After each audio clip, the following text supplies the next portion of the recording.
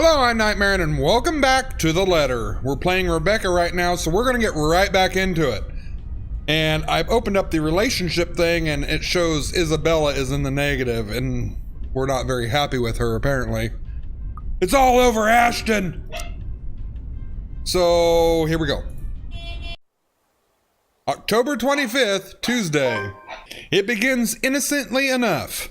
Tuesday morning arrives like any other day before it, bright and clear. Even though it comes with an extra helping of the unusual October weather, I appreciate being able to catch a glimpse of the clear skies lately. After going through a bout of sickness last week, it does something to lift the mood of what would otherwise be a dreary morning. And despite being mostly a creature of habit, I wind up waking earlier than usual because of it. Still no earlier than Isabella, it appears. I've assumed she'll take a day or two off because of what happened to Miss Cooper, but that doesn't seem to be the case. The sound of the morning news drifts from her unit when I walk past on my way to the mailbox. Chances are, around this hour, she's already dressed and ready to go, probably just waiting for the next bus to arrive. I've tried following her example before, but I don't think I'll be repeating that. Really? How can anyone be up before the sun is up? It's a habit she got from home, she said, instilled in her by the kind of life she grew up in.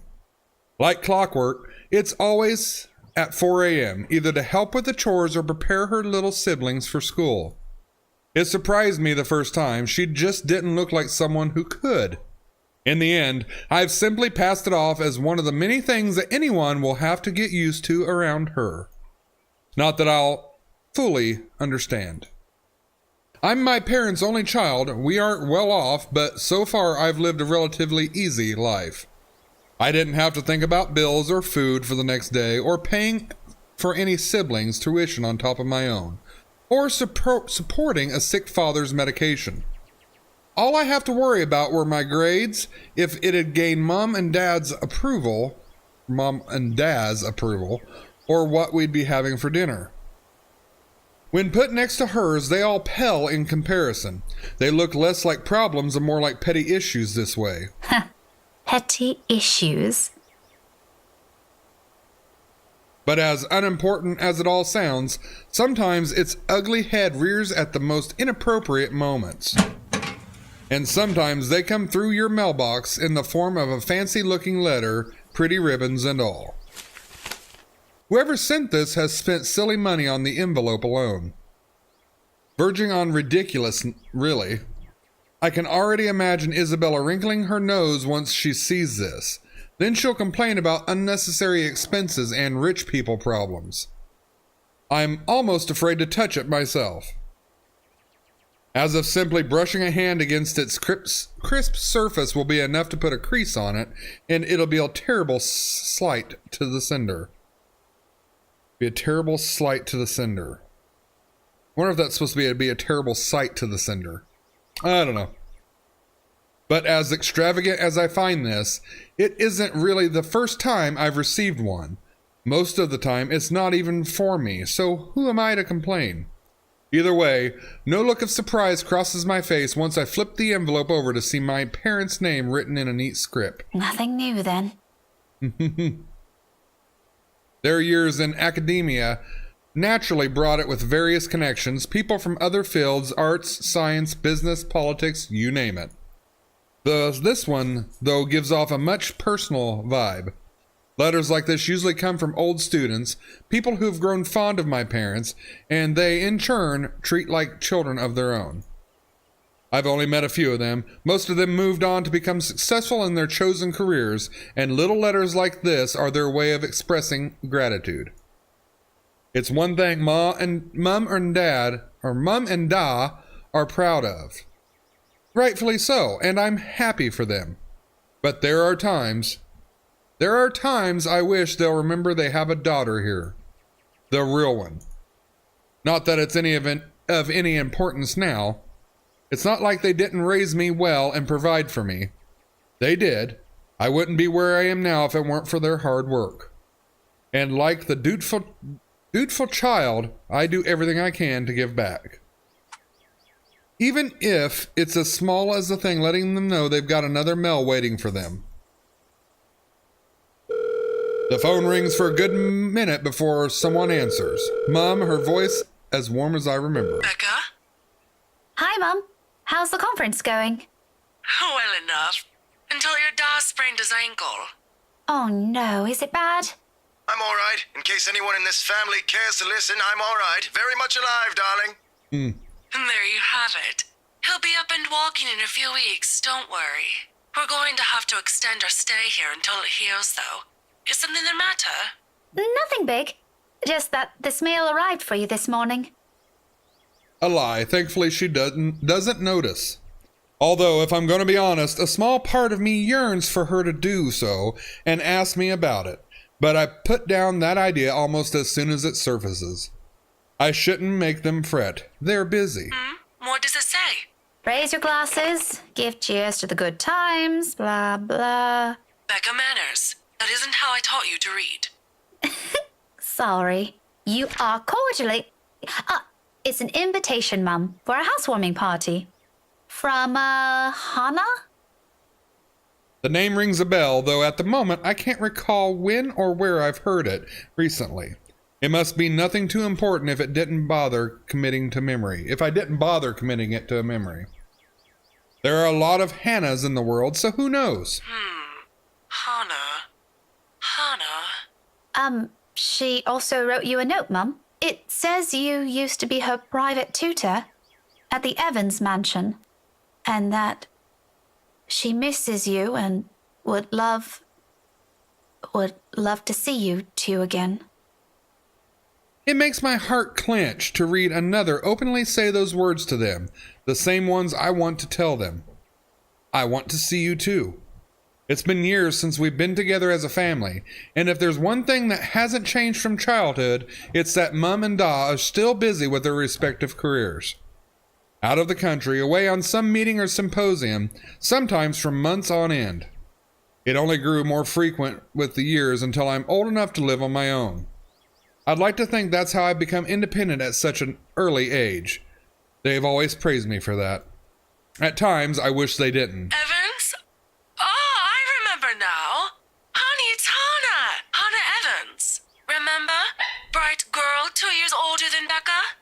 Didn't she get married a few years ago? 7 now, I think. But, they grow up so fast, these kids. Yeah, she invited us to that too. Fonte de Medici. But we missed that one because you had to present your paper in Singapore. We did send her a note after. Still a shame we couldn't attend, though. What is it about this time? She sent another invite for a housewarming party. Becca, when is it? This Friday, Mum. Oh, that's too bad. We'd love to be there, but Da's not in a condition to go walking around. I guess we'd have to decline again. I really miss that girl. I could go in your place. I let it slip without thinking. Personally, I've never been fond of gatherings, regardless of how simple people make it seem. But if there's one thing I hate hearing, that disappointed note in Mum's voice always ranks first. Whether it's directed at me or some other thing doesn't matter. Are you sure? Don't you have work this Friday? The event will be in the evening, Mum. It shouldn't take anything away from my schedule. It's all right. The invite's for 2 people. I can bring someone with me so things don't get boring. I see. Maybe you can also invite Ashton? Mum, that's a sure no from him. He hates attending parties. But I'll see what I can do. If not, I can always bring Isabella with me. You know her. She won't say no if there's food involved. Okay, if it's not going to be a big problem for you, I don't see why not. We owe you this one, darling. Darling. No problem, Mum. I'll even say hi to Hannah for you. Please do. And let her know we'd love to see her once we're back in the city. Leave her our number or something. I will. But you know, the 2 of you would have become really good friends. Don't you remember? You met with her once. If my memory serves me right, you were 12 then? This too I can't recall. It's probably one of those meetings where we only talked a bit before going our ways. If she did leave an impression, I'm pretty sure I would have written about it somewhere, or at least recognized her name. As it is, there are only a few people I remember clearly from that time in my life, is Ashton and Mandy. To some extent. Mum must have sensed my confusion because she laughs. Don't push yourself too hard, darling. Really? It felt like having two daughters back then. Sometimes I wish they didn't send her away to boarding school. But, well, you know how often that goes with them. Still, try talking to her while you're there. Oh, we'll see. I'll let you know what happens after. I'm looking forward to it, darling. Take care of yourself. Will do. You too, Mum. Bye. Tell Dar to be careful next time. She chuckles then.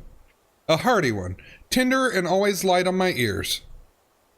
She may have been a stern teacher, but this is the part of her I love the most. The sound of it still echoes even as our call comes to an abrupt end, bringing with it the memory from so many years ago. When life and responsibilities that accompanied adulthood are things far from our minds. If given the chance, I'd love to go back to those. I don't dwell on it though, shaking it all away almost as soon as the memory forms a clear picture in my head.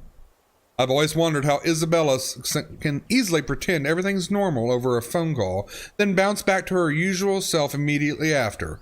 I've seen her do it plenty of times. For me, it just drains whatever energy I have. And with a whole day of teaching still ahead of me, I can't afford to look exhausted in front of my students.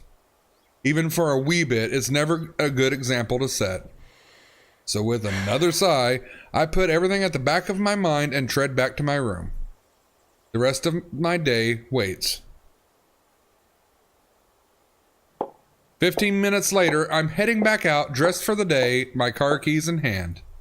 Ordinarily, I don't stop for anything. There's never a need to. That's the beauty of this apartment complex. It's quiet and everyone keeps to themselves. No useless platitudes in the morning, no need to wear a smile on your face lest other people are nosy enough to ask. Today, however, the morning broadcast still plays from Isabella's room. My brisk pace slows to a stop and a frown gradually forms in my face. She hasn't left. Of course, this isn't unusual. There are times when I've left earlier than she did, like last Friday before their open house. But those days are few and far between. It only happens in the direst circumstances, though the last part of that might be a bit of an exaggeration. However, with what's happened in the last few days, maybe today is one. The death of a friend isn't something anyone can brush off, and for someone like Isabella's the kind who gets attached to people easily. With Zachary, Ashton, and I, that has been the case. I can't imagine what she might be going through right now, especially when the woman was someone she owed a lot to, despite their training being brief.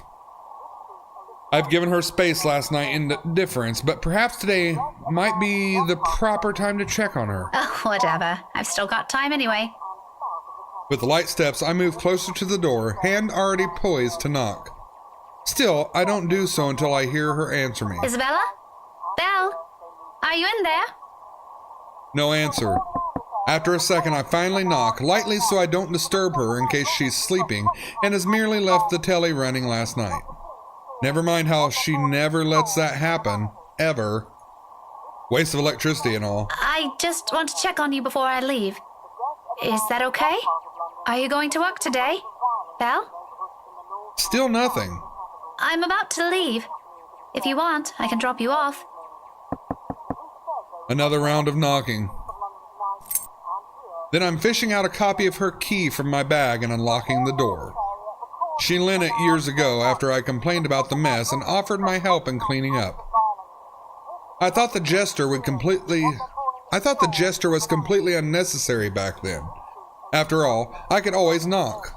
But she never did bother taking them from me, always returning it or turning it away from the conversation whenever I insist. At one point, I've simply stopped trying to hand it back to her. Isabella? I'm coming in, all right? Without waiting for an answer, I push the door open and step inside. Her unit's still a mess. Instant noodle cups on the table, pile of clothes on one side, papers strewn about everywhere in an unkept bed, among other things. This much is given. will always be given. I've been here several times already, and I still wonder how she can function like a human being with the place in this state. However, that's neither here nor there. I'm not sure what I'm expecting, but it's certainly not finding an empty flat. Granted, she could have left earlier, far earlier than usual. But she never ever leaves without making sure she's unplugged everything. That's something she doesn't forget to do. It doesn't help that our bathroom appears unused this morning. Another habit, and it can only mean she hasn't been here since. Last night? Perhaps even since this morning after Miss Cooper's death? Even the idea doesn't sit well with me. What with the news we've been hearing lately. The authorities are still trying to find the cause of death for all the victims. Early investigation revealed most of them were employed under Briar Realty Corporation at the time of death. See, we're tying it all together now. Meanwhile, BRC has refused to comment on this. Gathering my wits, I immediately place a call to her mobile. It rings for a good minute, the sound a comfort in itself, but when another minute rolls by without her answering, well, I'm not a woman prone to panicking. Sudden bouts of temper maybe, but never panic, despite how I may sound when speaking. And when it ultimately goes straight to her voicemail, I sigh is the only thing I can let out. The pause doesn't last long though. In the next moment, my fingers are already moving across the screen in search of two people who might be able to help. It's Ashton's number I find first and dial. Call it a habit, but even Isabella thinks he's dependable when the situation calls for it, despite how much they give each other grief. That already said a lot about him. I think I messed that up a little bit. There's Zachary, but around this hour he's probably still sleeping. If he has freelance work, it's very unlikely he's gotten himself in bed. He's the last person I want to bother, if anything. The wait doesn't take long. Soon a click, and I hear Ashton's voice echoes through the receiver, rough and still heavy with sleep. He never did grow fond of mornings. Becca? Christ, what time is it? What's up? Not you, apparently. Good one. Did you call us early just to make that joke? I'm going back to sleep. No, Ash, hold on. This is important. Becca, stakeout last night. Make this quick. I've still got a few hours before the chief bothers me. Sorry, I'll let you go back to sleep after. It's just that... Wait, you were on a stakeout last night? Did I say that? Shit. Forget I said that. Forget I said anything. Forget we had this conversation. So, you have no idea? About what? About what? I also have no idea why we're talking so early in the morning, so there's that. I had "about what" twice. Weird. No, will you stop sleep talking or whatever for a second? Belle didn't come home last night. She's gone. Who? Isabella! Instead of an answer, a brief pause comes after, followed by something blunt and heavy hitting a hard surface and a string of rather colorful curses from him. That moment might have been one of the many things I'll keep to myself and remember fondly in the next few days, if things weren't or aren't the way they are. When he picks up again, there's no trace of sleep left in his voice.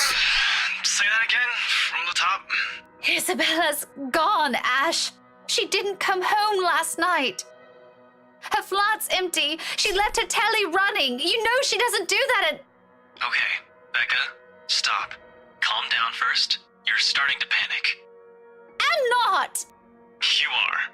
Breathe. One person's not going to simply disappear like that. This is Isabella we're talking about.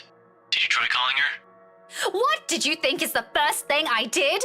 She's not picking up. It went to her voicemail. How about Zach? Did you check with him? Not yet. I didn't want to bother him. You know he has trouble sleeping and all that. All right, I'll go ask Zach. I'll call you back. No, wait! He ends the call before I can utter a single word of protest. But for the first time since entering this room, tension is gone from my shoulders and my breathing has eased. The bed creaks as I sink down onto it with a sigh.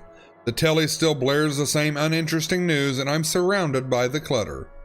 All the same, it feels strangely calm to be here without worrying nagging at me. I'll have to apologize to Zachary later for sending Ashton his way this early, but for now, relying on the latter for this isn't the wrong choice. It never will be. That's something I won't ever doubt in him, much like his promises. And true to his words, he calls back only a few minutes after the last one has ended. She's with Zach. Oh, I'm so glad to hear that. She could have at least sent a message last night. What are you, her mother? It's one thing to hear that from Isabella, but from Ashton? I don't want to hear anything like that from you. I'm serious. You've got to stop treating her like she's one of your students, Becca. You don't have to keep tabs on her every time. Last I checked, she's only 3 years younger than the two of us. That's almost a decade gap from those kids you're teaching, you know. Says the person who keeps calling her Scaredy Cat. That's not related at all. Anyway, I'll go check how she's doing. Don't stress yourself out. You go ahead to work. Wait, you? Don't you have a precinct to be at? Whatever happened to not treating her like one of my students? Because if anyone's going to ask me, I think you're doing the same thing. Zach said it's an emergency. Something happened last night. Emergency? He didn't put in those exact same words, but it sounded like it. Ash, what really happened? Is Isabella fine? She's alright. She's safe. Zach let her stay the night after she... Look, okay. Z-Man wasn't clear about it, but let me handle this. I'll check on her. I'll bring her home. It sounds like a lie if I've ever heard one. The sort of where he omits things so people won't fret, and I'm not sure whether I should be happy he cares that much to do that. There shouldn't be a need for this. Oh, I got click happy. There shouldn't be a need for this between us, is there? We grew up together, didn't we? He knows I'm capable of at least hearing out the truth without it gnawing at me for the rest of the day. He knows me better than that. I know him better than that. Frankly, there's plenty of other things to say about this. But despite after all the trouble he went through with how things are moving at the moment, only one thought occurs to me. What should I say? I can handle it, or sorry for the trouble.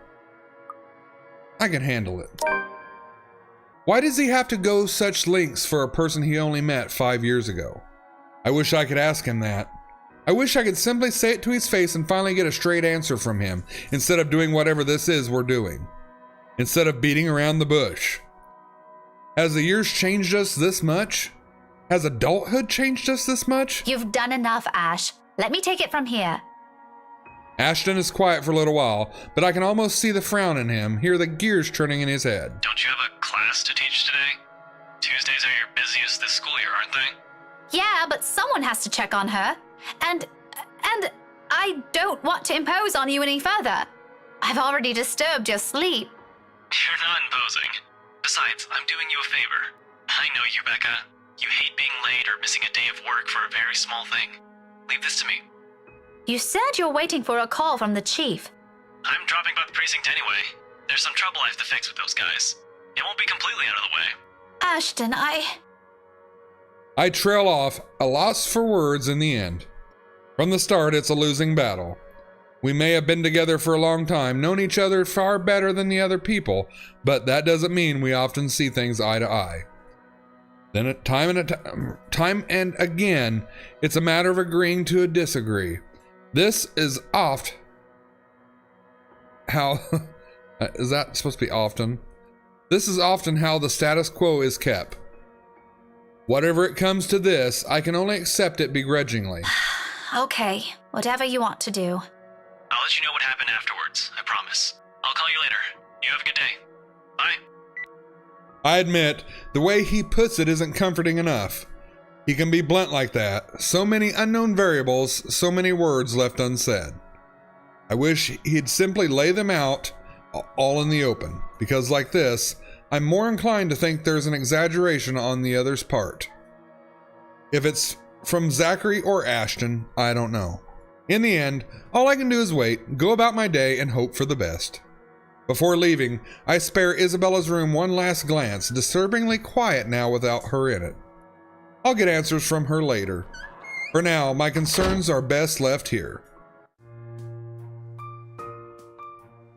Alright, I'm gonna cut this episode here.